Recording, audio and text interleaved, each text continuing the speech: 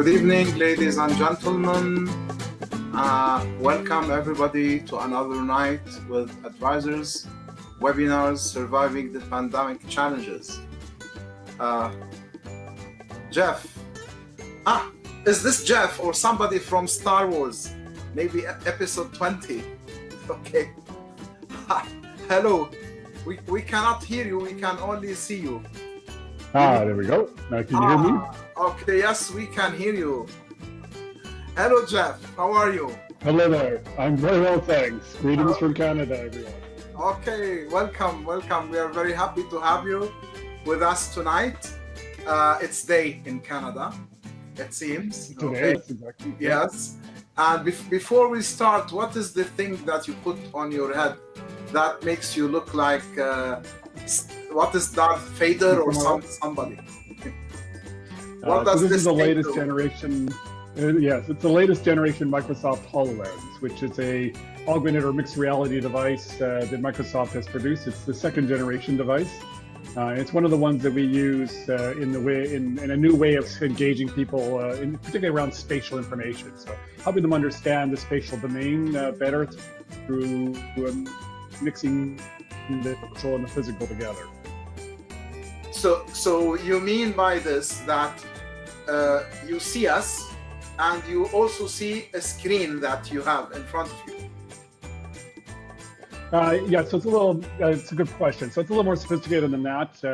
What it really does is blend reality together. And I'll get into more details in the presentation, of course, but in a virtual reality environment, you're basically isolated from the world. You see a virtual version of things. You don't see anybody around you. In this mixed or augmented reality type environment, it's exactly that. I see everything. I see the screen. I see the people around me.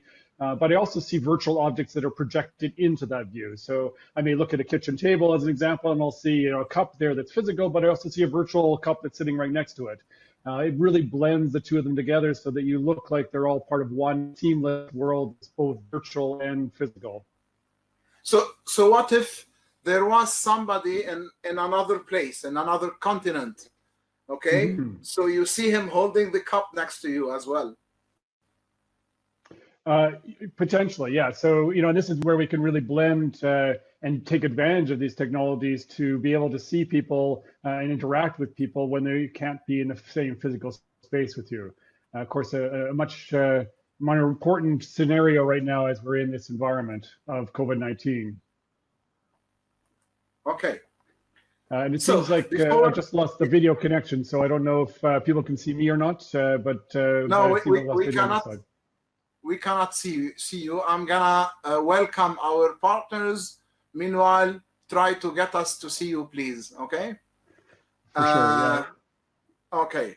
So first of all, as usual, we'd like to give a big welcome to our friends in Moscow, in Tunis, Tunisia, Budapest, Saudi Arabia, Zimbabwe, Central Italy, Cote d'Ivoire, Uganda, Botswana, and Mauritius, and also our partners from Strategy Implementation Institute and Guild of Project Controls. And guess what? There's going to be something very important partner in the coming days, inshallah. So, having thanked my good partners, it's time to introduce Jeff formally. Okay, Jeff is the president of VizworX. We met and worked together in introducing these technologies in the GCC. He is the co-founder and CEO for VizworX. You've seen a couple of videos of what they do. And I will let you continue on introducing yourself and taking over from now on. Okay, when Jeff finishes, as usual, I'm gonna just make a quick introduction to next week's sessions. As always, please don't forget to fill in the form if you wish to earn the PDUs. I don't know if we got lucky to have this session registered yet or not. Mustafa is following up on that. We'll do our best. And also, if you wish to have the presentation, there's the other form. At the end, I will introduce the next sessions. And we might not take question and answers directly because at the end I believe the system is ready. Yes, Jeff? The live demo? Okay. Yes, it So is live demo. Yep. there will be a live demo, and we might have some of you attending with us, joining us, and we might see them as avatars. Okay, Jeff will explain all these things to us. So welcome again, Jeff, and I'm gonna leave you now. You take control. Wonderful. Thank you very much, Sadi. It's a pleasure again to talk with everybody. So as Sadi indicated, my background is in technology development and particularly the application of advanced interactive visualization technologies. And what I'm going to talk with you today is about how we go beyond what we've been doing in model reviews for obviously for decades and take advantage of some of the latest in digital technologies and go beyond that into the next level. And particularly in the time of COVID-19, where the whole physical environment and how we engage with people has changed, doing as usual is not really an option any longer. We have to think about ways to go beyond that.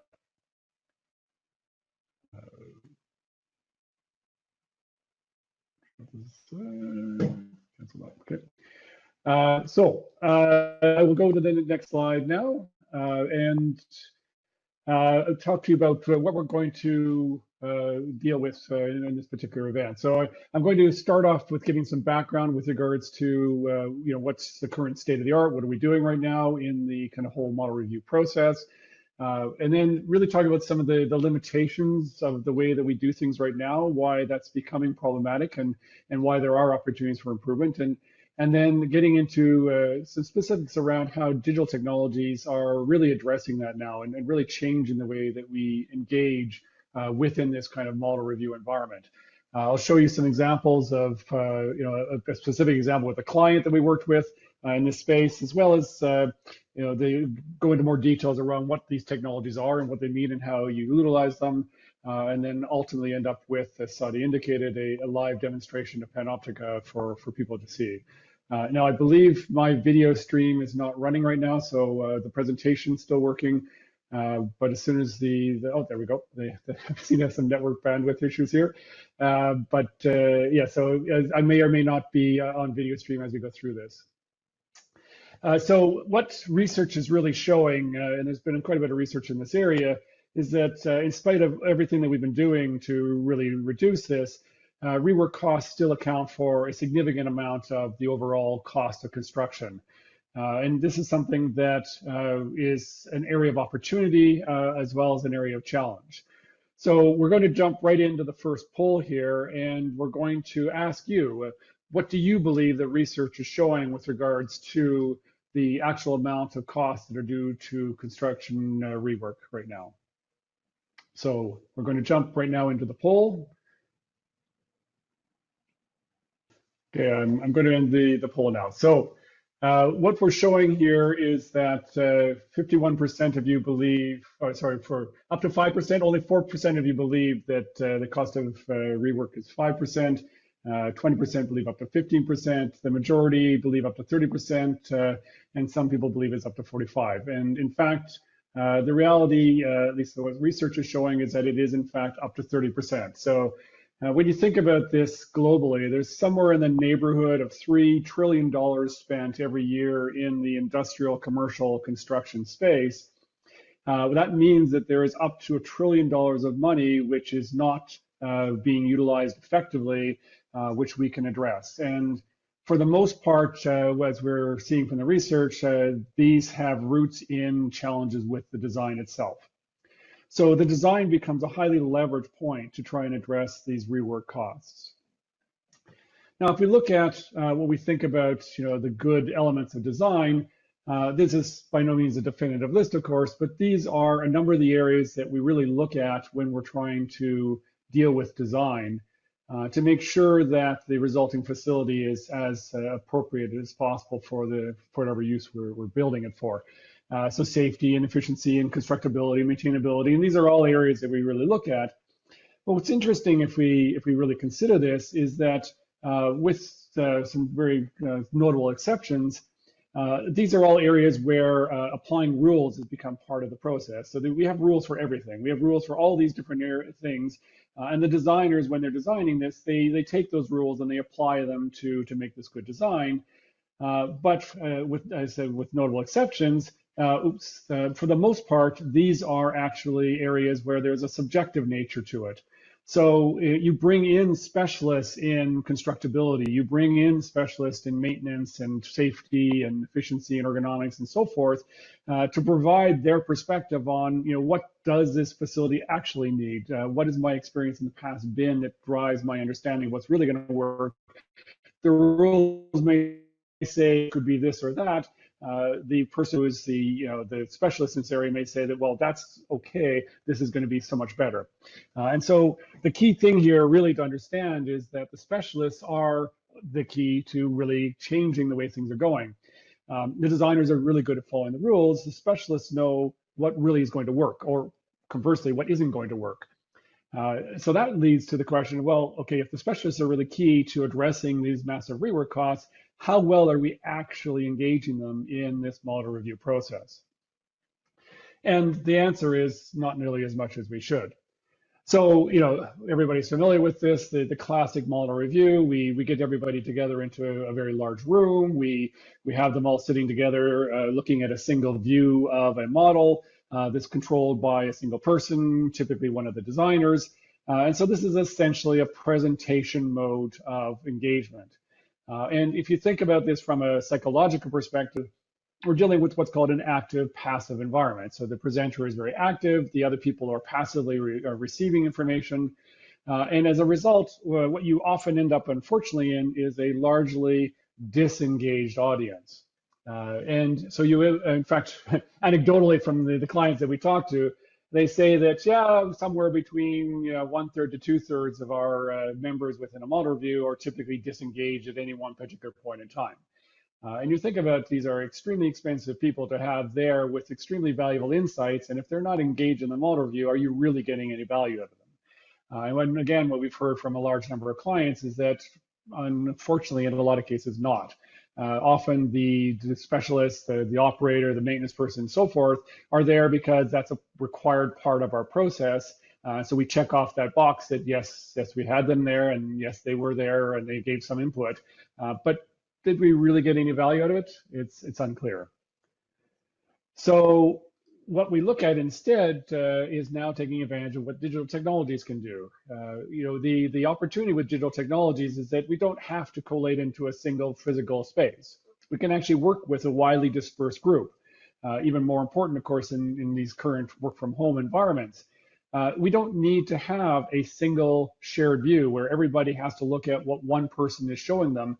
In fact, we can have multiple different perspectives that come from your individual views, and you can look at things that you care about as a specialist versus something that somebody else cares about that may not reflect your own particular needs. That also gives us individual control. So, when you think about it as a personal view and an individual control, what we do is we change this from a passive audience kind of presentation mode into a highly experiential mode. And so the results have shown very clearly that this changes it to engaged participants versus a disengaged audience. And that's critical. If we really want to get the input from these specialists, we need to engage them. We need them to be participating in the model review, not just sitting there as a checkbox for the whole design process. So I'll give you an example now of a particular work that we've done with one of our clients. In this case, it was Worley, with one of their large clients, a large producer here in Canada. And so what they did is they wanted to do a head-to-head comparison between a classic model review and this enhanced digital model review environment.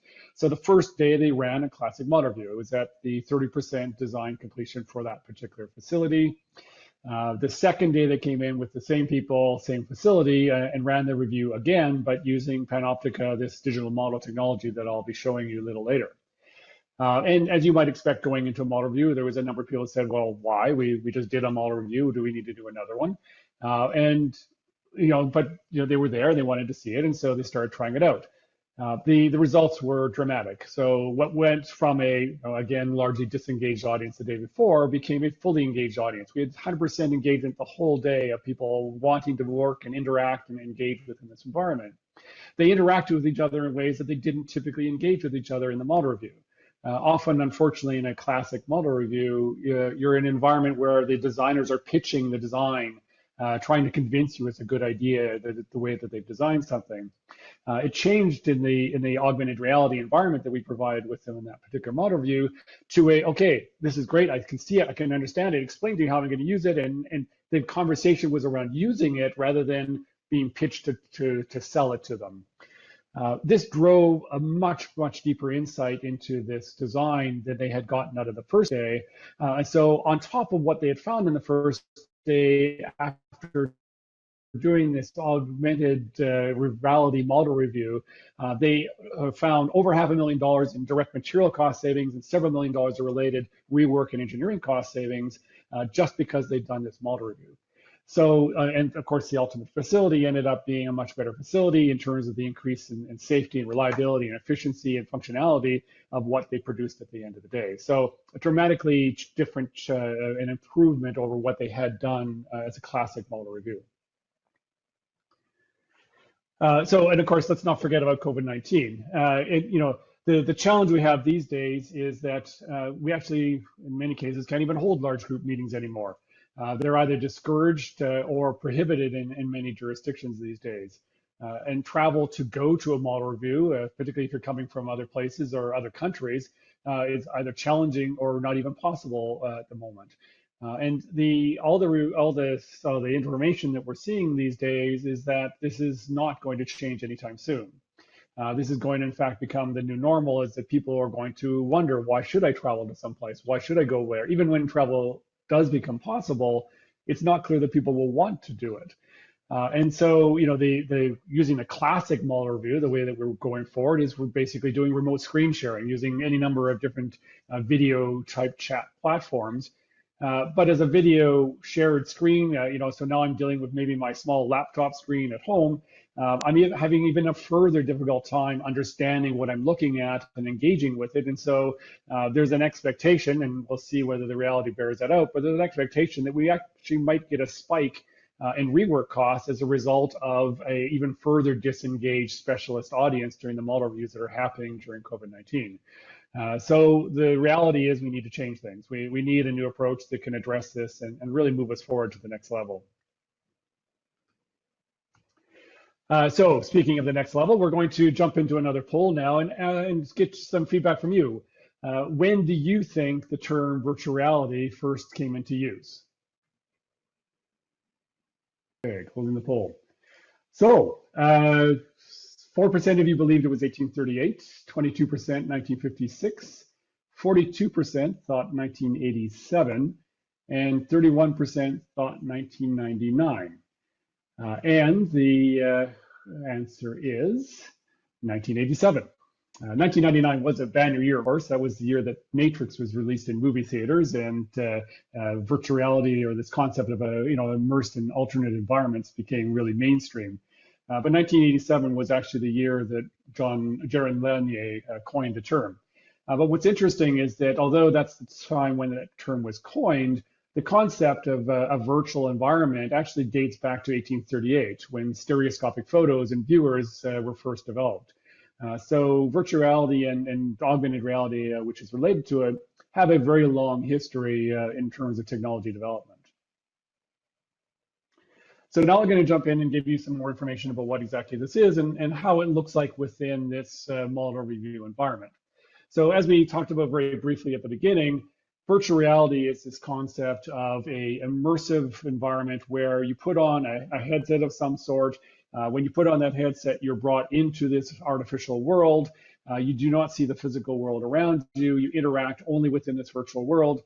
And if you are interacting with other people, as we're showing in the screen here, you see avatars of those people. So replications of those people in the digital world. In this particular case, we actually show those avatars wearing whatever particular device they're utilizing to engage in this world, but it allows you to actually engage with a group of people in a virtual environment from wherever you physically happen to be. So augmented Jeff, reality, one thing, please, Jeff. yes. So when you're talking about virtual reality here, each physical person has one of these small guys, is represented Correct. by one of these small guys. Okay, and why don't they have full legs, for example? That was the choice we made in developing these avatars. We decided to make them, they're actually life size with regards to the facility itself, but we made them a variation on a human structure that was generic. So that's why they look like they do. You can make an avatar in any shape or size you want to. We just happen to choose this particular one for this tool. Yeah, I know I was intentionally stupid. Now the other question, which is not, how many avatars can you have in a model? In theory, the system could handle 50 to 100 or more avatars at the same time. In practice, particularly in a relatively constrained environment like a section of a facility like this, if you had 100 different people trying to engage at the same time, it would be very difficult to see everything because you'd be running into avatars of everybody else. So there's a practical limitation versus a technical limitation. And practically, we see that 15 to 20 people is probably a reasonable amount. But again, if you're running this as a formal model review, what we also actually see is that you don't need to have everybody seeing the same thing. Again, this is the value of doing this in this kind of individualized environment. You can actually have multiple parallel model reviews running at the same time, each being led by a designer of a particular section of the facility. And then you have the specialists collating around the areas that they're actually specializing in, rather than standing around looking at things that they don't care about. Thank you, Jeff. Very welcome.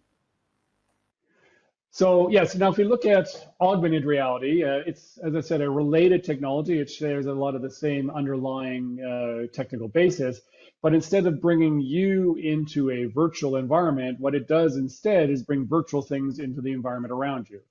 So as we were talking before the webinar kicked off, you can imagine if you're standing at a kitchen table and you're looking at a physical cup sitting on the table and a virtual cup sitting right next to it. And as far as you're concerned, it looks like they're both actually there, but one of them's physical and one of them's virtual. And it's that blending of realities together that what we think of as augmented reality. Now, sometimes this term is also called mixed reality, so I'll show you that on the next slide. And mixed reality is really this idea that you're blending the physical and virtual together in an overlapping fashion. So it could be what we're seeing here, where we have the virtual presence of somebody who isn't physically in the room with you, but as far as the people wearing the headsets are concerned, it looks like that person, or at least their avatar, is standing there. But it could also be, in an actual construction site, where you walk into the construction site and you overlay into the construction environment a virtual version of the model, and you can see then, progress reporting, what was actually constructed versus what's still yet to be constructed, and this blend between the two of them allows you to really get a better gauge of where you're at within the progress of this particular construction project. Finally, I'll show an example of what you can do with a web interface.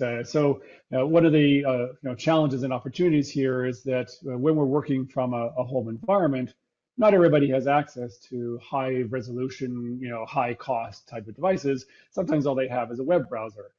And that's totally fine. We support, in this particular case, the ability to work with a web browser. And in fact, that's what we're going to be demonstrating a little later, is people coming in from their web browsers and fully interacting together with each other within a model review.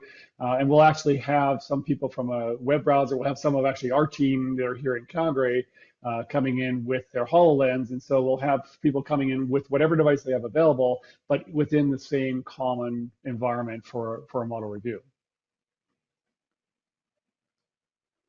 So just to give you a sense of what Panoptica is, what we really looked at is it's not just a visualization tool. It's not just enabling you to interact visually. This is actually a full model review solution. It's everything from how do we plan the meeting at the very beginning, what participants are we going to be inviting, how do we section the model up and import it in so that we have the right pieces that we're going to be using for that particular review, of course holding the model review itself. And then at the end of it, reporting on what was accomplished during the model review. And I'll explain a little bit more detail of these areas, and you'll see why this reporting is actually a whole lot more robust than what we could do in a classic model review process. So one of the key underlying tenets, and again, we're going to be demonstrating this, is that this is now a multi-user, multi-location environment. We'll have people here from our team here in Canada that are participating using their HoloLenses. We'll have people from Saudi Arabia and Tunisia and other places that are engaging through their web browsers, all within the same model review process. So nobody needs to fly anywhere. They can run their model review from wherever they happen to be physically with whatever technology they happen to have available to them. And technology options are something that we continue to add to Panoptica.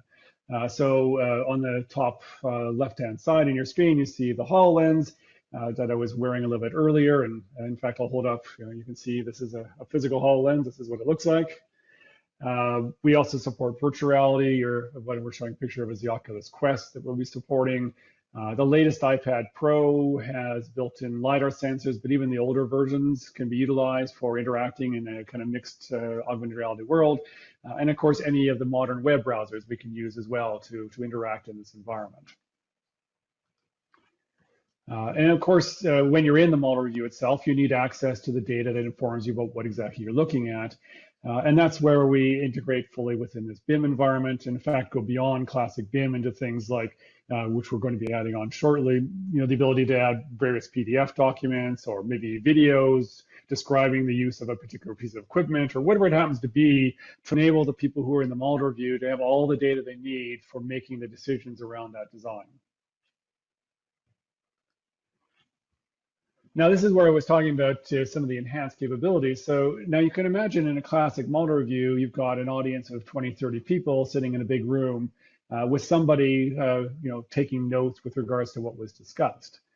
And that's about the extent of how you're able to track individual experiences within the classic model review process. You've got an audience of 20, 30 people sitting in a big room with somebody taking notes with regards to what was discussed.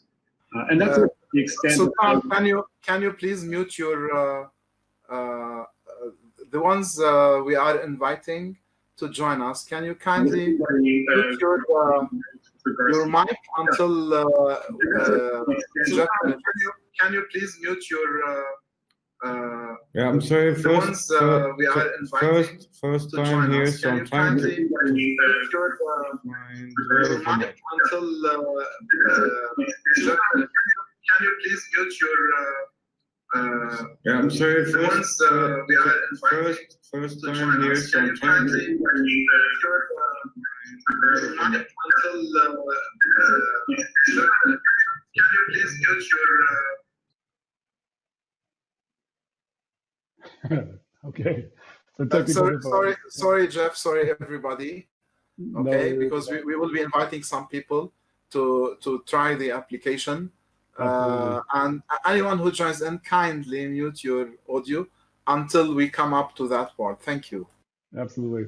It's an amazing platform, this webinar, but it does take a bit of time to understand how it works. So I totally get it. So yes, thanks everyone. When you do come in, please do put yourself on mute for now. So yes, as I was explaining, one of the challenges we have in a classic model review is that the level of tracking of people's engagement is literally who's taking notes. So that's not a particularly robust way of making sure that you've got engagement from everybody. But in this digital environment, we actually have the ability to track everything that everybody sees and does to an individual level. So we know whether you walked over there, what you looked at, what you touched, all those kind of things are tracked and recorded. Which means we now have a level of capabilities that we've never had before in terms of understanding that level of engagement that people had while they were in this model review environment. And we can do things that we've never been capable of doing before. So one of the things, and I'll show you on the next page here in terms of reporting, we can do extremely robust reporting now that shows exactly where people were and what they looked at and how long they stayed within every aspect of the model. So this allows us to make sure that every part of the model was fully covered, and also allows us to make sure that, did we see everything? Did we miss anything? If we're doing a task and we have a specific task we need to do, did we actually go and do that task? And we show that that person walked over there, looked at whatever they were supposed to look at before checking off that they actually did that task. So we have the ability to do a much, much better understanding of what actually took place during the model review. And one of the ancillary benefits of this is that if, for whatever reason, during construction or post-construction, we find an issue with the design, we can now go all the way back to the model review itself and say, okay, who looked at that section of the facility? Why didn't we notice this issue with the design? how do we do better the next time when we do a review of this kind of a facility? So it allows for a much more robust feedback environment that allows us to continue to improve design and design reviews over time. So we're going to jump into the demo shortly, but before we do that, Saadi is going to provide you with information on the next 2 weeks and what's coming up for the webinars. Okay, thank you very much, Jeff. I think it's a very interesting topic. We have one of our guests with us, and I think another one is joining. More will be joining one after the other. I will be sending them the invites. Now, before I ask you to share your screen where you have the avatars and the model, allow me just to go back to the, sorry. Okay, to the, next week we will have one of advisors, excellent consultants. He's an expert in project management office and in KPIs and dashboards, because we worked together for probably over 10 years in establishing so many of them. Engineer Ziad Al-Dana, I'm very happy to host him next week to speak about PMI-S, KPIs and dashboards as the leading role in efficient remote communication, collaboration, and team management on July 24. And let me just move ourselves so that everybody can see the link. Okay, as you see, the link is no secret. It's exactly the same each week. We just add the number. Jeff's was week 8. The other one, Ziad's, is week 9. And then the week after, we're going to have another expert in, let me just move a bit away. Okay, now Dr. Ibrahim Kibbe, he's an international expert in quantitative analysis and everything that deals with data, big data, numbers, analytics. And when I asked him a very important question, I told him, how do decision makers, what do they do when they don't have data? Because all the data we've had for the past years are no longer useful after the COVID-19 pandemic. So how do we make decisions? And he proposed the project this is the old one, sorry. The old topic which we changed, I'm sorry. The new topic is about decision making in the post-COVID-19, which is based on judgmental, qualitative, and whatnot. I'm gonna make sure that this is not used anymore, my mistake. So having said these two things, let us go back to if you like now, before we take questions, we have with us Sultan from UAE. Sultan, can you please show us your video? And we're waiting also for Ramiz Al-Habib from Jeddah. Marhaba, Sultan. مرحبتين أهلين. Hello, can you hear me? Yes, of course I can. Can you hear me? Very good. Let me just take a picture of this for very well. It's always nice to promote what we are doing. Okay, take a picture. I love pictures, actually. You know what? It doesn't work this way. Hold on, let me. Where does it go? How do you? Oh, yeah, rotate. Okay. So I've never done a screen selfie, Africa. This is the first selfie I've done like this. Yeah, a virtual selfie. Okay. And while just can you introduce yourself quickly, Sultan, to all the participants? Thank you very much for the invitation. Yes, my name is Sultan Al-Shali. I've been in the private sector for 15 years, and then I moved to the Prime Minister office to establish, I would say, they call it the government accelerators, but they are more like the squad teams assembly. When something is stuck, how to move it fast. But the interesting part of this is because I was actually in yacht manufacturing, and we witnessed the development from drawing the plans by hand to AutoCAD, to Primavera, and 3D development. And then we actually went through this process of virtual reality, how to make actually the construction. And I think you said something about decision making. I want to come back to it, the data and statistics and how decisions are made, because I have a completely different concept about this to discuss. So yeah. Okay. So you're welcome. I'd like also, thank you very much. Welcome, Sultan. I'd like to welcome my friend Ramiz. Ramiz, how are you? Can you hear us?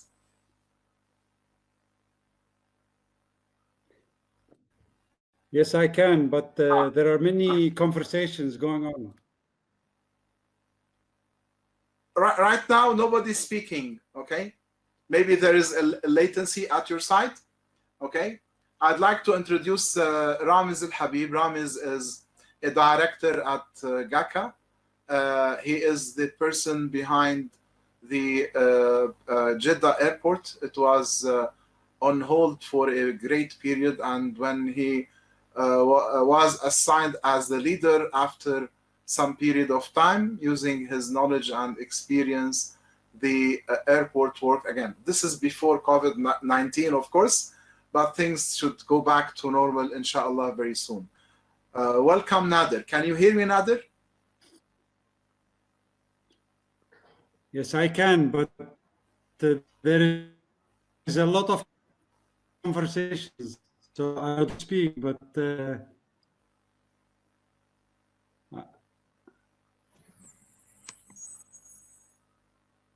okay.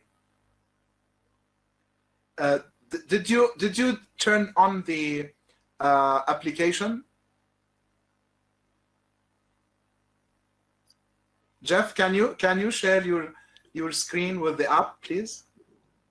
And Nader, if you're getting echo, just refresh your page, please. I mean, you will be logged off and then back in. But if you have another screen running, that's usually the problem that I faced when I started.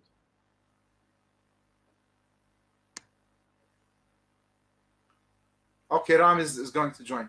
Jeff, can you turn on your share screen to show us the application?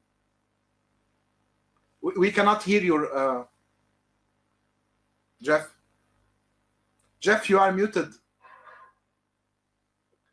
Okay. If he does this, it means 1 second. Okay. Technology, على فكرة, as much as it's advanced, it's really retarded at it. Sorry to say the word, يعني.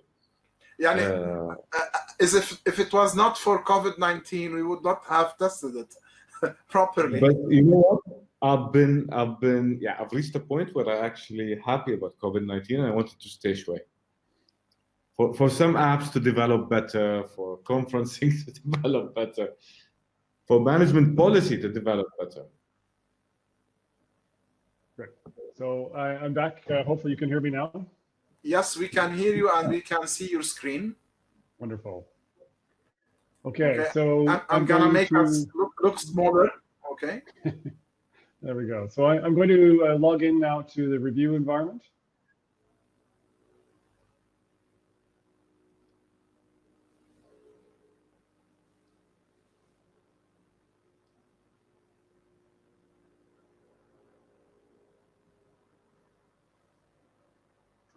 So this is downloading the application right now.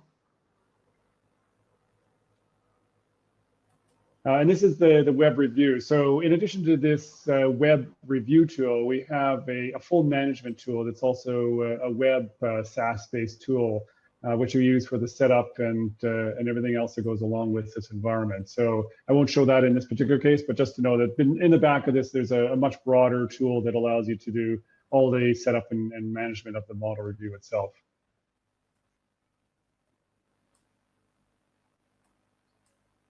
There we go. So what it's doing here, I'm actually going to jump back to the lobby mode here, but I'm going to go to the lobby. So normally when you start this up, you would start in what we call our lobby mode. So it allows you to see, oh, I'm standing right in front of somebody. Let's move forward here a little bit.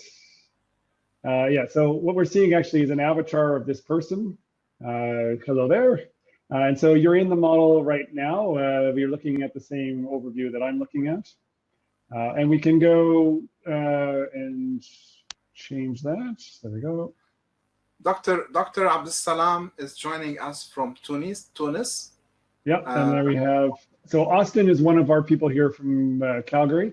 You can see that Austin's avatar has a HoloLens on because that's the device he's using to interact with. And Omar is also one of our people here, and he's using a different generation HoloLens, so he's using the previous one, and you see the avatar recognizes that. And Dr. Abbas Salim is also connecting in, but he's connecting in like I am from a web interface. So we see that he's holding a laptop in front of him. And then we have another one of our people, Gabby, who's come in using an iPad. So these are all the people right now in the lobby coming in from the variety of different devices they happen to have available to them. Now, what we're going to do on the left-hand side, you see we have what we call scenes. So these are sections of this particular facility. I can move forward a little bit here, and you see that this is the overall facility. We're going to jump into a section of this facility. I'm going to go into the ESD module in this particular case, and I'll jump right into platform side one. So everybody who's connected here, let's go into the ESD module. So now I'm downloading that particular section of the facility, and I will jump right in and be able to walk around within this environment. So now you see we're actually in this model review. We've got all the people that join me. They're in the model review. We can talk to each other. We can work together on things. We can examine things. So all of us are within the same model environment. We can go through the model and see what we need to see within this environment. We can look at the different areas. If we want to, we can jump to different what we call spawn points. So these are basically easy jump points within here. So I can jump to a different section here. I'm looking down now at everybody, and it appears that what we've done is everybody is set up in follow mode right now. So as I jump around to different places, people will follow me to those places.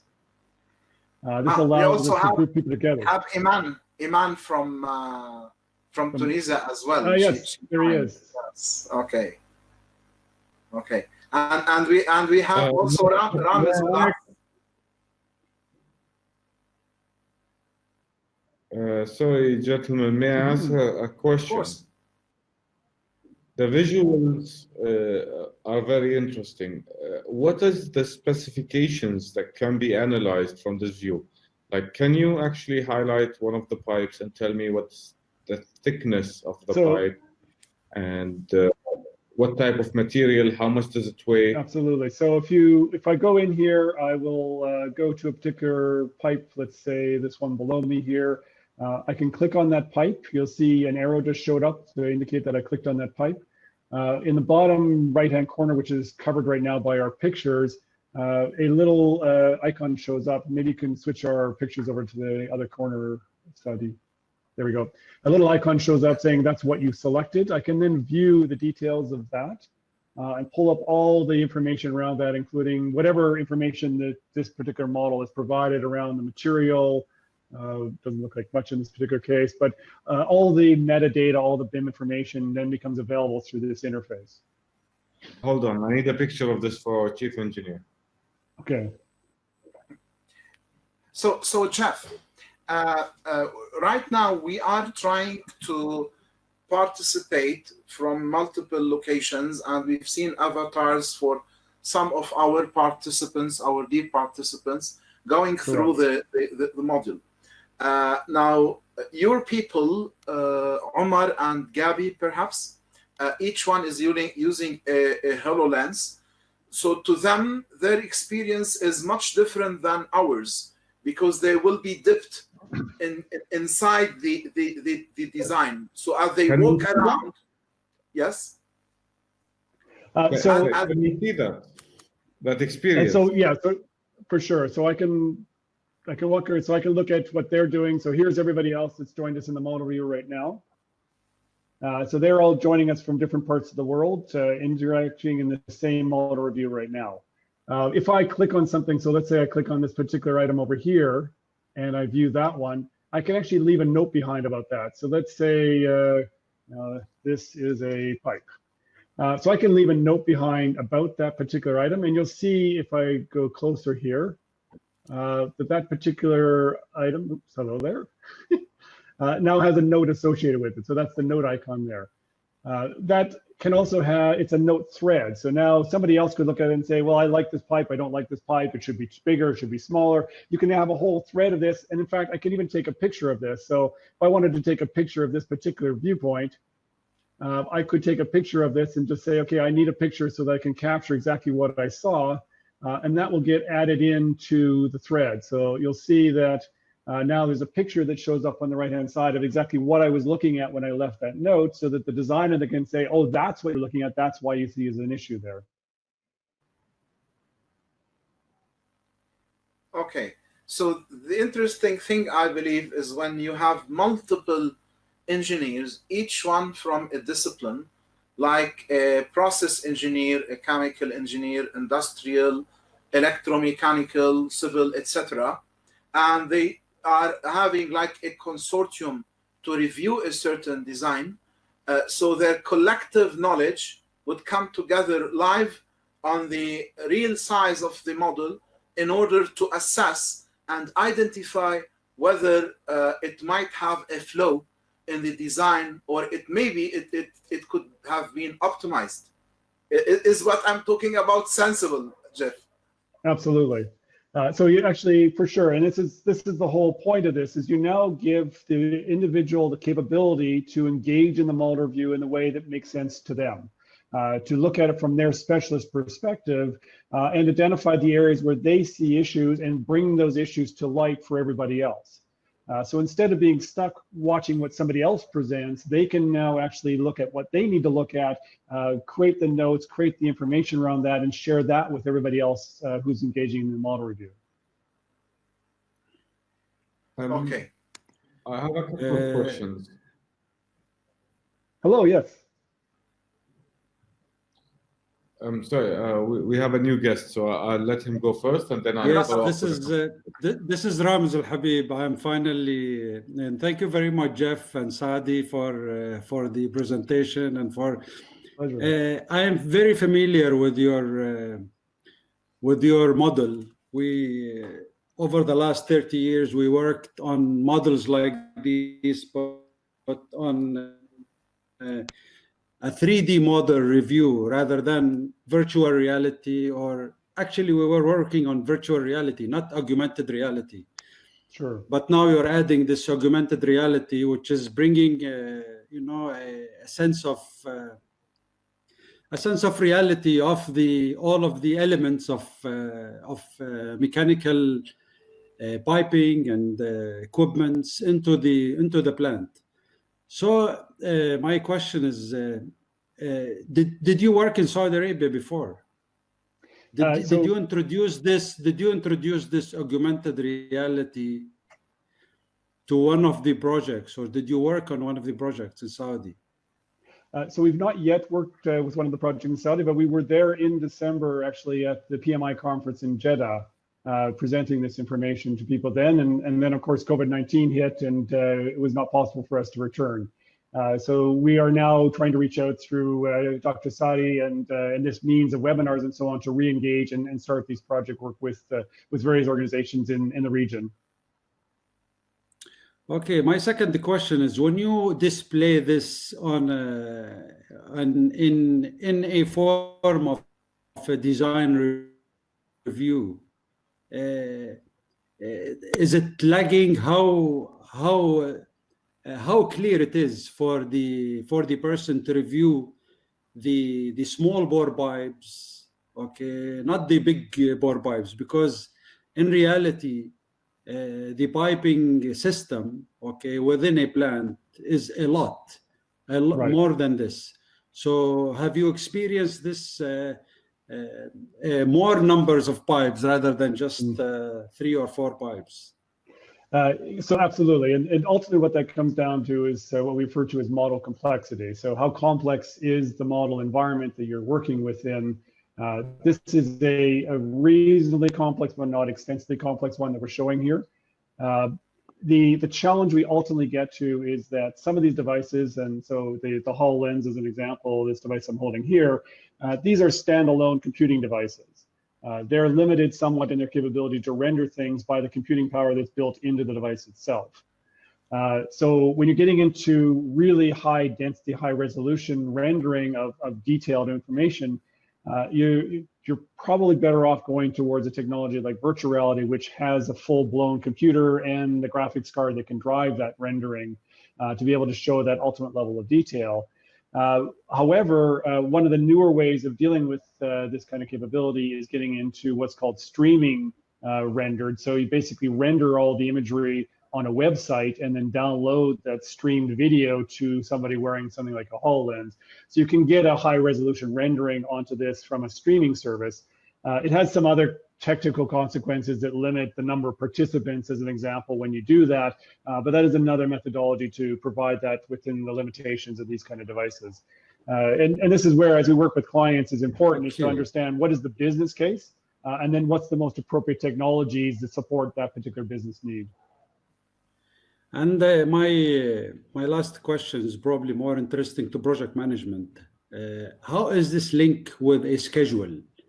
You know, right now we have schedules, and we are the famous Primavera schedule, all the boring lines that we see every day. How does this link, or can we link it? Can we link the colors, you know, to a schedule, you know, showing what is engineered, what is procured, what's constructed, what's commissioned?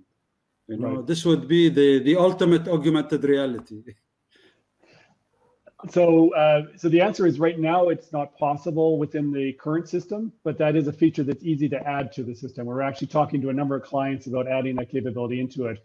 So progress monitoring, understanding how things have been progressing within the construction environment is a common requirement, a common interest. And because we are basically carrying over all the metadata from the design into this view, if we add metadata that reflects the current state of the progress, we could showcase that as well as part of this review. So this is a step we're actually working on with some clients, is to integrate that progress monitoring capabilities. May I? So it is possible? It is absolutely possible to do. Okay. If you guys don't mind, I love where the questioning started from technical to practical. Absolutely. Movement from, that's a pragmatic person. That's an operation guy. Always like, I need to know what's going to happen next. Yeah. As an architect, I need to know how to design things. And this is beautiful because you're actually separating. This is one thing that hit me from the video before joining even this conference. The promotional video was separating the nerds from the bullies. So the engineers will stay in their office while the technical people, the mechanics, the welders, the carpenters will work on site. They can interact. Mm-hmm. The lovely part that, our good colleague just mentioned, sorry, I forgot your name. Ibrahim? Ramis. Is this a design phase, construction phase, and maintenance phase? Mm-hmm. Right? So if it's pre, it's easy. It's the during part, right? That's the issue you're trying to solve. It's during construction, there is that interaction between the engineers in the office, the architects, and the workers on site. And the beautiful part will be later on to see how maintenance can also be carried in the same way. Especially, I'm not going to say precautionary maintenance. I mean, other application can include emergency maintenance, where it's vital. For example, I'm talking about shipbuilding, right? If a boat is in the middle of the sea and there's a major issue, go even further, a submarine, for example, then the interaction can be immediate. And that's why the question of rendering, the speed, etc., all come into place. I have one technical question, if you don't mind, before I conclude. How do you compare yourself to the other software? So you've got CATIA and you've got DS Solution, who are actually doing the same thing for a long time. But they don't have this virtual interaction that you are presenting. And that's a very good question. And that's actually what we see as the opportunity here.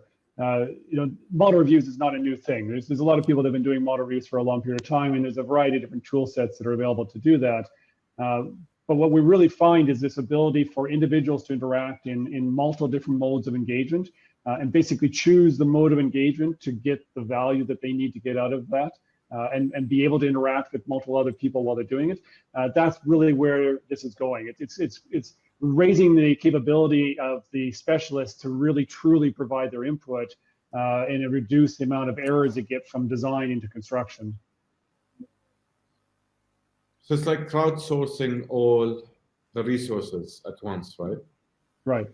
Yeah, and it's enabling value, because ultimately if you have people there because you had to have an operator there and you have a checkbox for them, that's not really adding value to you. But if you're really enabling them to have that experience and to be able to provide their input in a way that's meaningful, then you get that value. And ultimately that value becomes in reduction in design errors, which reduces the rework costs. Yeah, definitely. This Makes sense.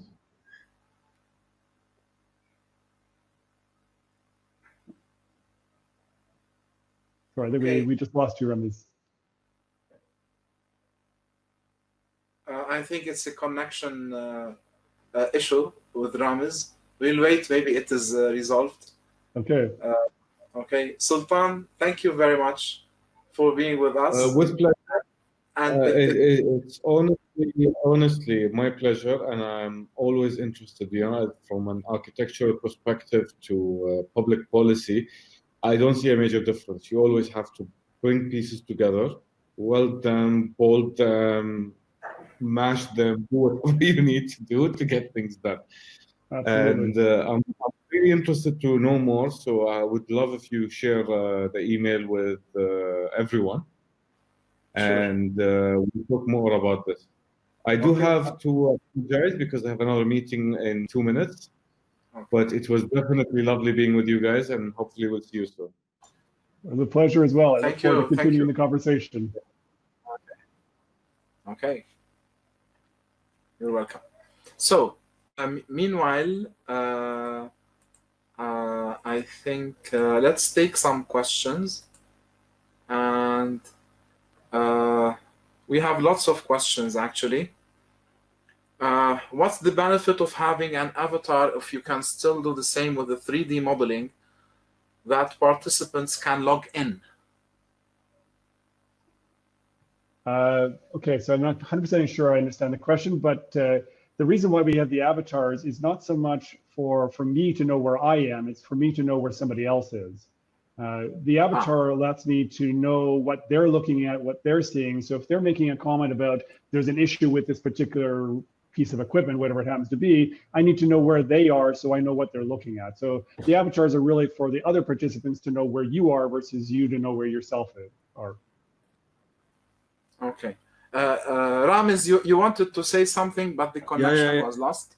Yeah, sorry, I lost the connection. I don't know what happened to the internet. But this subcontractor, a small subcontractor, it's basically a number of students who were developing it in Australia, and they developed a software, that connects only to the schedule, and they showed us a report.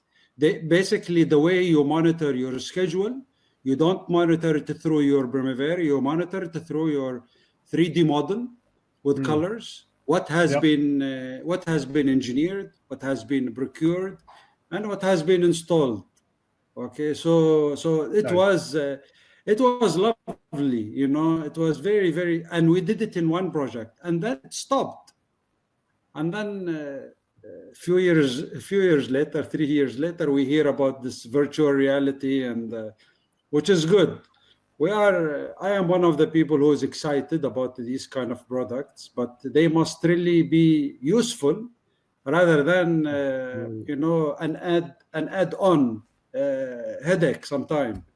You know, because in project management we have we deal with problems and all the time, and especially most of the time that we need this is in the design stage, at the conceptual or at the detailed design, when we are doing our HAZOP, when we are doing our design reviews, okay, of basically accessibility, and basically going in as a person, you know.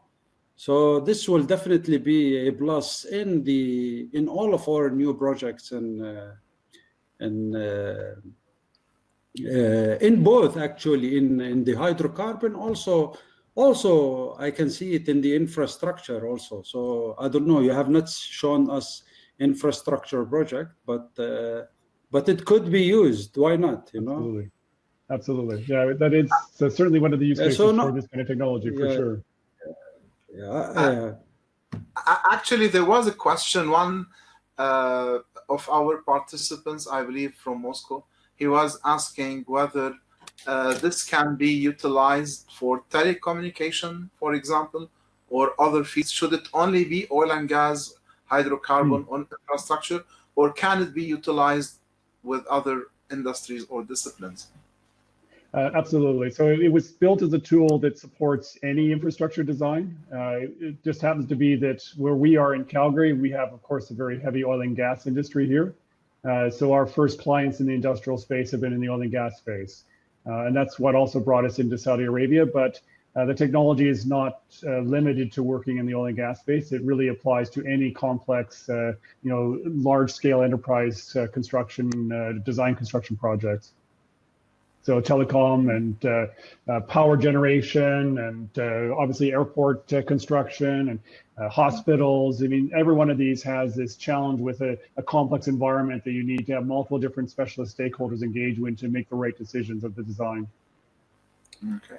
Jeff, can you talk about this software connectivity with the database? Complex environment that you need to have multiple different specialist stakeholders engaged with to make the right decisions. Getting a feedback. I think if Iman joined us, Iman, can you mute your audio? Okay, excellent. If you can please wear a headset so that we don't hear the echo back, and also use your video so that we can see you and you participate, because Iman was inside the design. I think maybe she might be inside still now. And I would love to ask her what did she see that we did not. Okay. So meanwhile, until Iman joined us with her video and headset, sorry, Ramis, to interrupt you. Please. Yeah.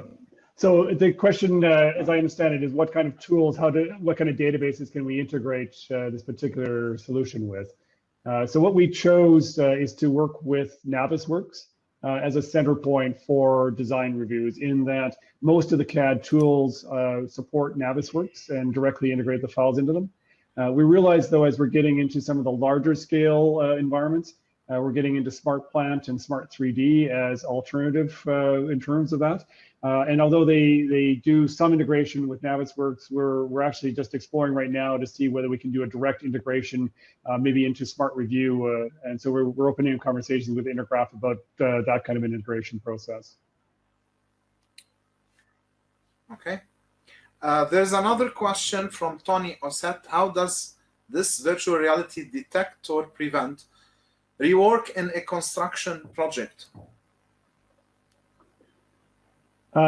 So ultimately what it comes down to, if you wanted to automatically do that, then you're bringing in things like artificial intelligence or machine learning into the environment. So we didn't talk about it in too much detail, but one of the areas of design that has been automated to a large degree is the whole idea of clash detection. So noticing, collisions between the electrical system and the HVAC system, as an example. This is an area where artificial intelligence can do a very good job of detecting these things as part of the design process. And so you're seeing clash detection show up as a tool or as a capability within a lot of the design tools. because of that capability. Whereas if you're dealing with some of the things that are more subjective, where it really requires a specialist to say, this is a better approach than that is, even though the rules say both of them may be appropriate, that's where virtual reality and augmented reality and even just the web interface for that matter really enables people to be able to use their specialist knowledge to see whether one or the other is going to be better. And so that's where the value comes in from a design review perspective. Hello, welcome. Welcome, Iman. Iman is from Tunis. Can you introduce yourself and then you want to benefit from your experience? Hello, yeah, I'm from Tunis. I'm a telecommunication engineer, and actually I'm a project management consultant working on IT and telecom projects. And I am really impressed by Panoptica. I just looked at it today. I discovered it today.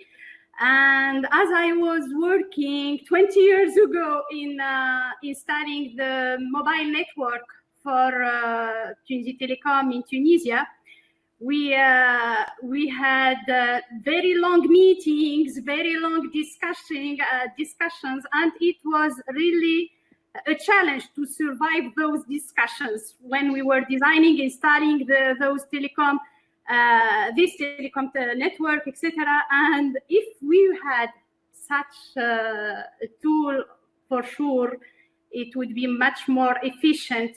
And it's very cool also. I'm really impressed. Thank you. Thank you. Thank you. Thank you, Iman. Yeah. Okay. Thank you. So let's take another question. Munir is asking how this technology can be used to track manpower on site, as this is another challenge, a challenging issue facing the supervision. Interesting. Yeah. So although this is not specifically oriented around tracking people, which is a different kind of technology, we have actually been talking to some companies about an integration. So there are companies that do provide systems that allow you to track individual people and their environment as they're walking around. So this could be for a variety of purposes. It could be from a safety reason, as an example, where you want to actually monitor people in case they fall down and you need to know where they are when they fell down. It could also be for tracking things like combustibles in the atmosphere. Are they getting themselves into an environment where they might actually put their health at risk or have an accident issue?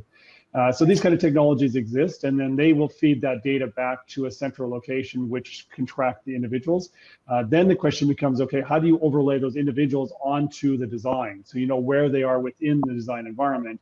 And that's the integration opportunity that we're looking at. If we have a company that can do the tracking, we can then take that tracked information and overlay it into the digital models and show where people actually are in the digital world versus the physical world. Okay. Now I have another question from Adnan Badawi. Could we add layers in the model and remove others? Very good question. Yeah, so that's actually a feature we're looking at right now to add into this, is the ability to turn on and off different layers within the model. This could be used for multiple different purposes, everything from, one of the cases that you were talking about, Rami, is where we want to see progression of the construction. So turn on, what we built, what we bought, and what we're planning to get type of idea. It could also be for, I want to turn on the electrical system and turn off the HVAC system. So I want to just see electrical right now. So we're looking at that as a future enhancement to this, is the ability to turn on and off different layers depending upon what the needs are for the clients.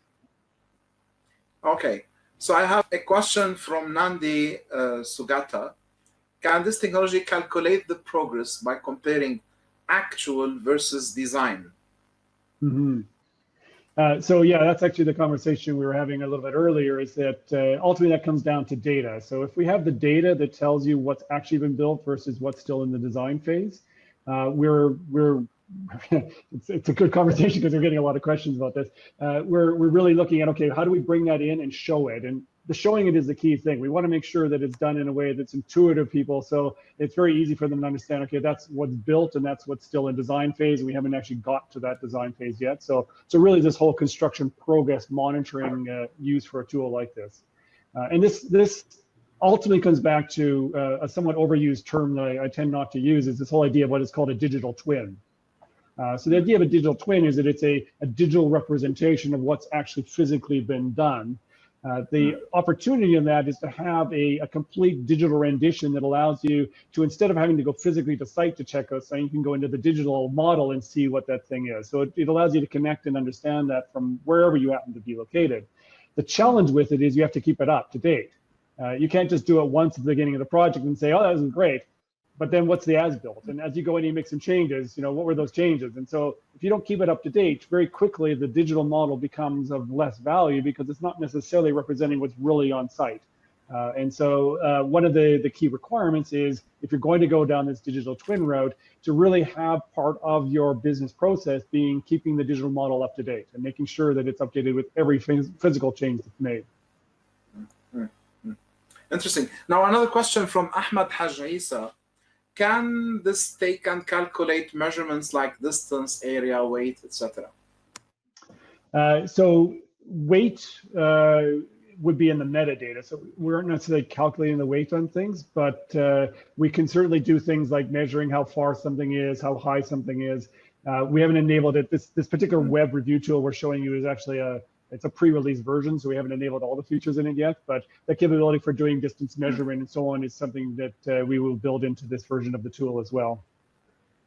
The weight bearing aspect, where you're starting to get into things like, okay, how much pieces of equipment are sitting on top of a particular area, that's something that we have not yet gone down the path of.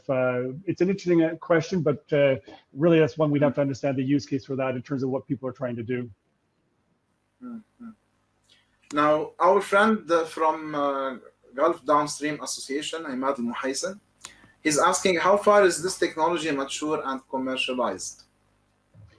So the augmented reality version of this is a commercial product right now. And so we're using this with clients at this point in time. The web review tool, the one that you're seeing right here, this is a new interface that we built for it, reflecting that in COVID-19, not everybody has a HoloLens in their house. So they need other ways of engaging with this. So we're building out 3 additional interfaces right now. This is the one that's just about to release next week. We're also building out an iPad interface for this so that people can use an iPad as an augmented reality device to engage within this. And we're building standalone virtual reality environment as well. So if anybody has a standalone virtual reality headset, they can also engage in this environment. And we're going to continue to add devices to this as we go forward in time.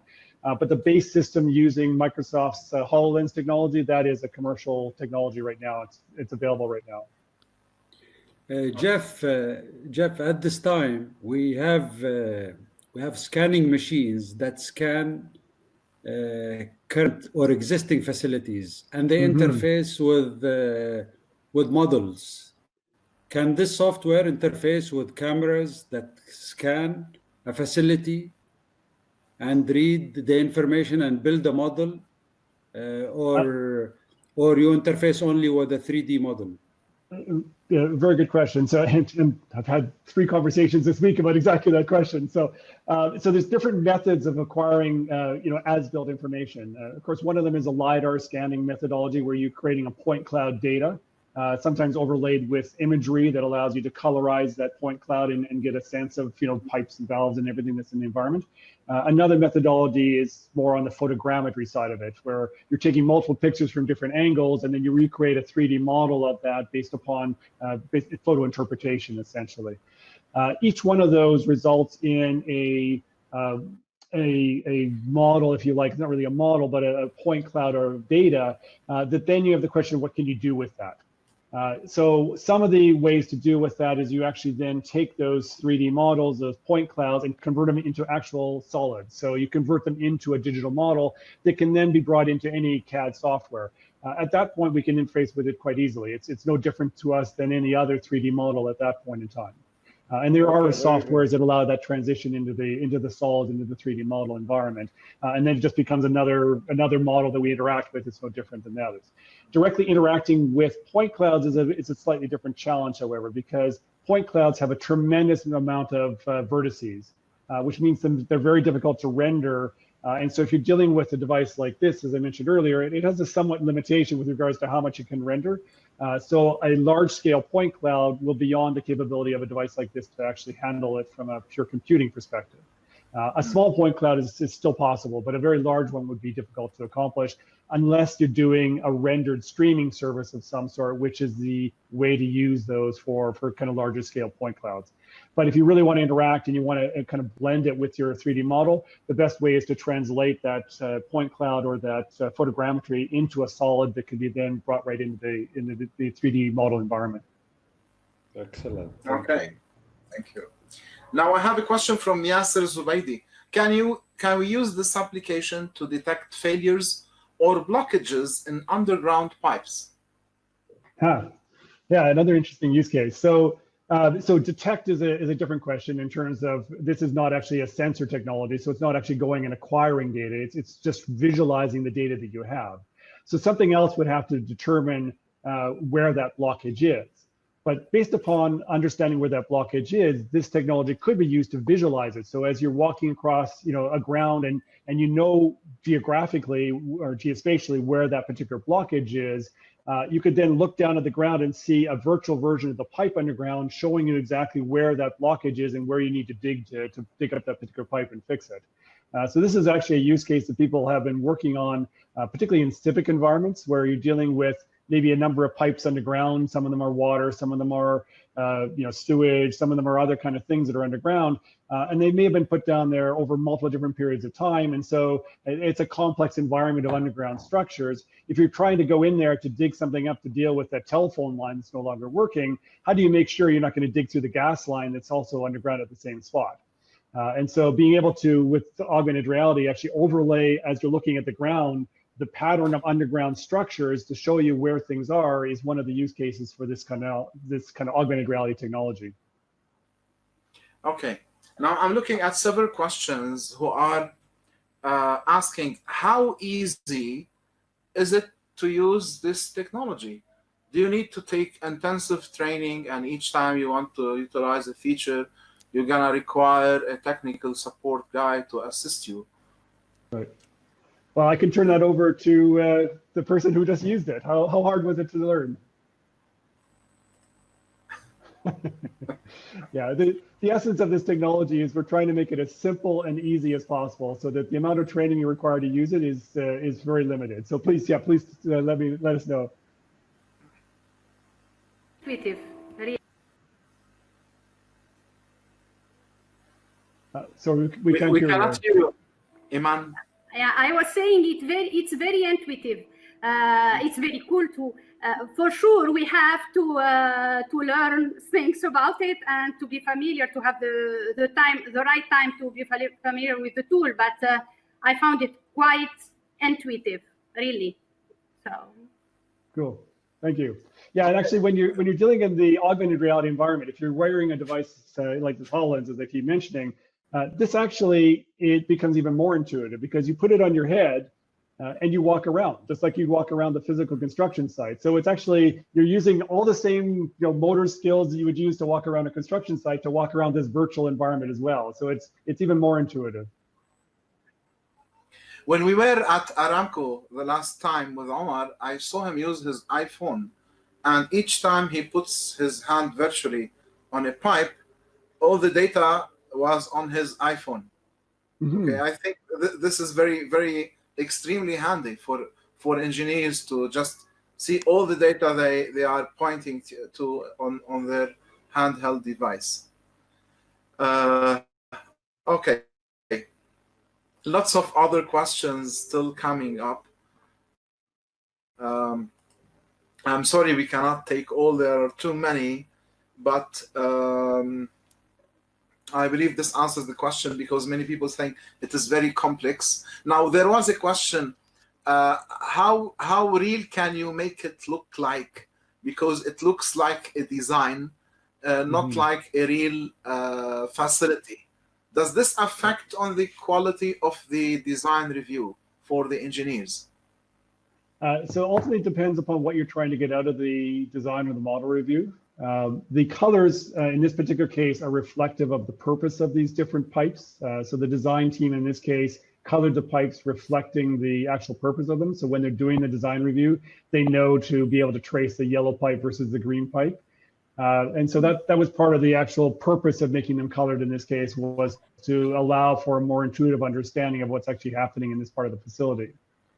If you want to get into a more photorealistic rendering where you're seeing, the actual colors of pipes, it would be the colors that are actually deployed onto the site.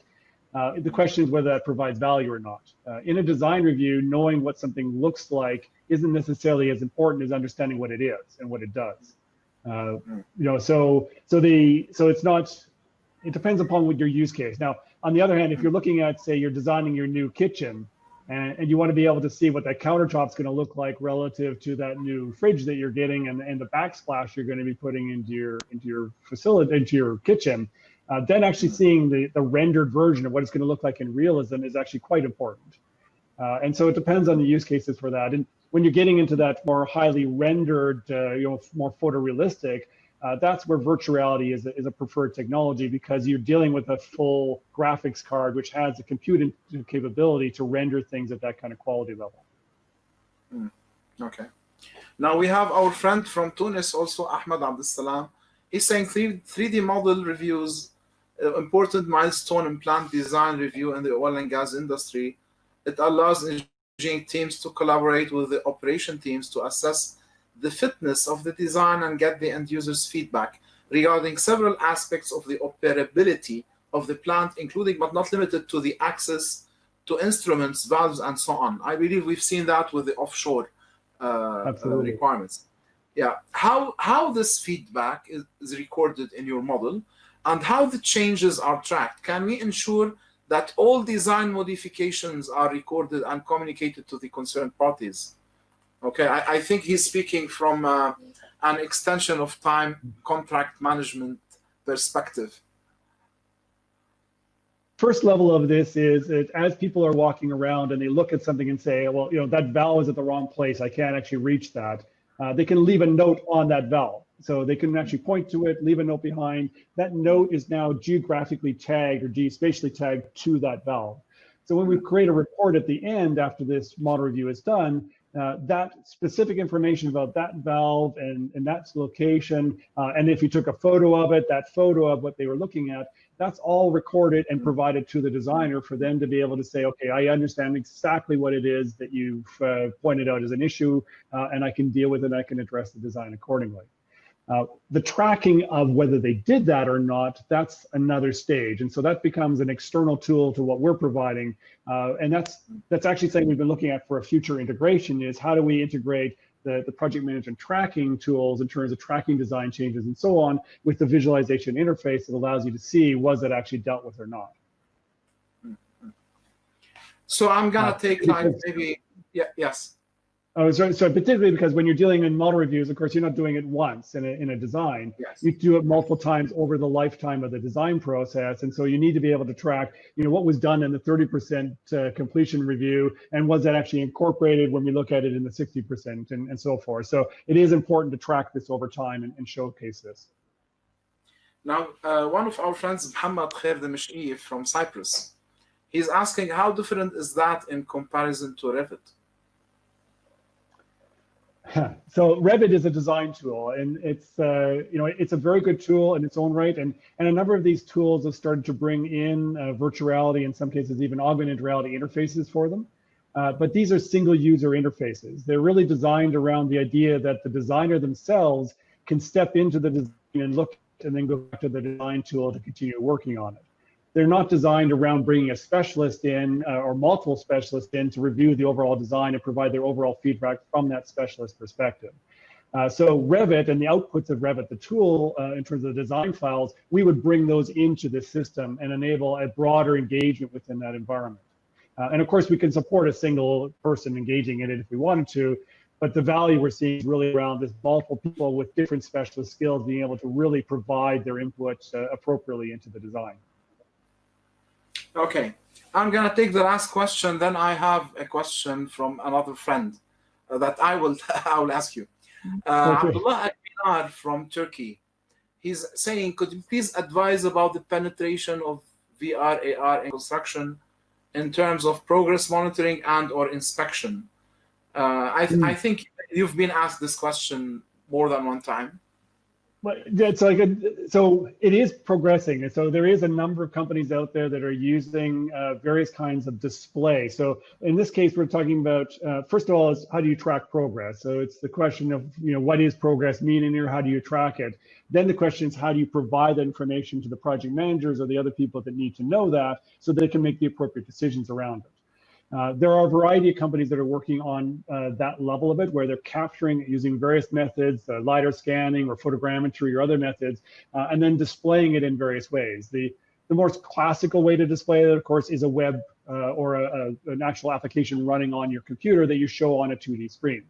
But as we're going down this path, virtual reality in particular is becoming more and more a tool that's available for people to take that understanding of progress and bring it into a more virtual environment where you can get a better sense of that progress in a true three-dimensional sense of it.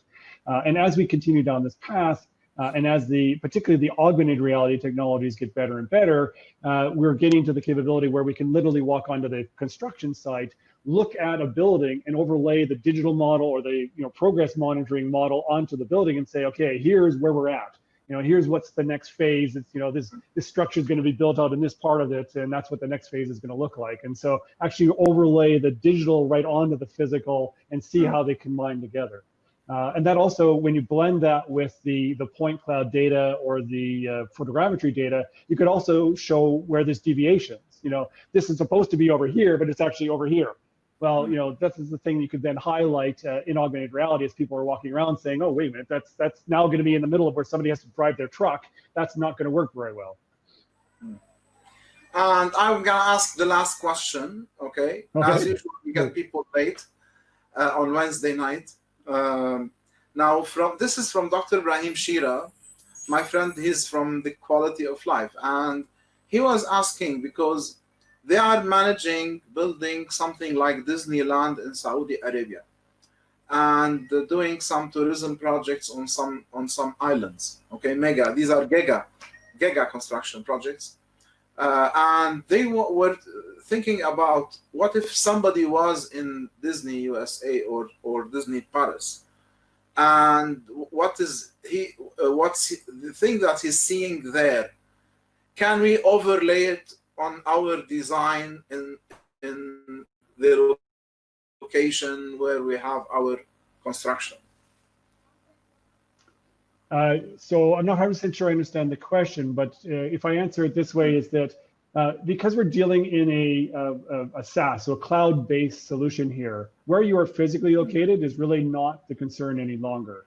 The question is more of an access question. Do you have access to the system to be able to show what it is that you want to see? So if you had somebody in a different part of the world where they want to actually provide you with data around whatever they're looking at, as long as they have access to the cloud services that enable that transfer of data, there's no reason why that couldn't be done. So the specific use case in terms of what kind of data would be transferred and how it would be utilized, of course, that's the details we would have to work out with them on. But the ability to transfer that data around, that's certainly no longer a concern. That's something that can definitely be done within the internet infrastructure that we have available to us today. Okay, and the last question is about the ROI, the return on investment of using these technologies. As we all know from previous expertise that whenever somebody is an early adopter for technology, the cost is usually very high.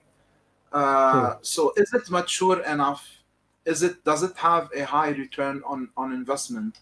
Or would it be considered like an adventure from the perspective of owners or supervision companies or engineers or designers?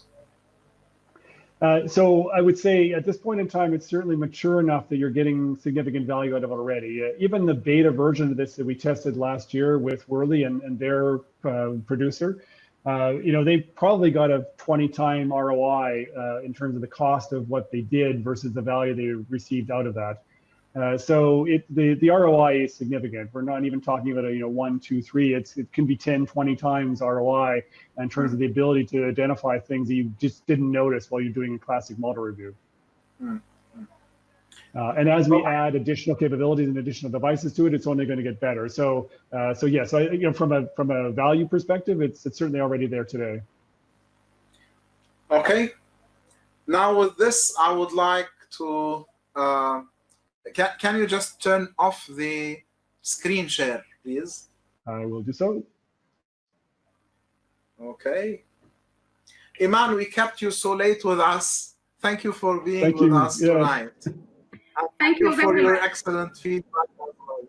Okay, and sorry for our other friends from Tunisia and from other locations, Egypt and other places, who I believe may have joined the system and tried it, but could not have bring them on with us at the same time here. So thank you. You are their ambassador. Okay. Thank you, Iman. Okay. Bye-bye. So Jeff, I'd like to again thank you. It has really been something different. Okay, something interesting. We focus on project management, and this is not core project management. Nevertheless, all the time, they are telling us be agile, be focused on digitization, use the technology, at least learn what technology is to see how it fits in your projects. Okay, and I believe these things need to be part of our professional life from now on. So I thank you. I thank the whole team at VizworX who provided all the support for tonight. As usual, thank Mustafa, thank our dear and esteemed participants joining us from so many countries. And if anybody wishes to learn more about VizworX, I'm happy to say that we are your partner. Okay, they can contact us, and we'll make sure they will communicate with you on the right channel. Thank you very much, Jeff. And until next week, stay safe, and see you next Wednesday.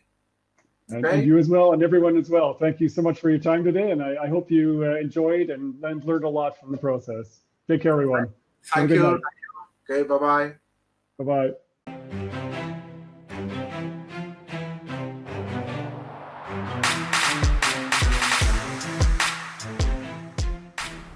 Hello, my name is Dr. Saadi Adra.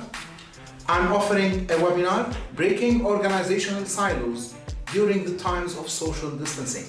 Join me soon. This is Dr. Ibrahim Shira speaking to you from the Kingdom of Saudi Arabia. We'll be focusing on public-private partnership contracts and privatization contracts. See you.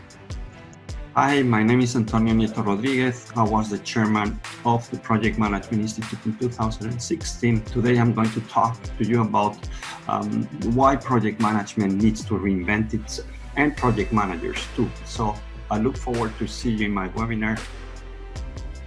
Hi, this is Al Zaytoun from Washington, D.C., USA. I look forward to interacting with you on the Advisors webinar titled Balancing People, Process, and Governance for Operational Sustainability.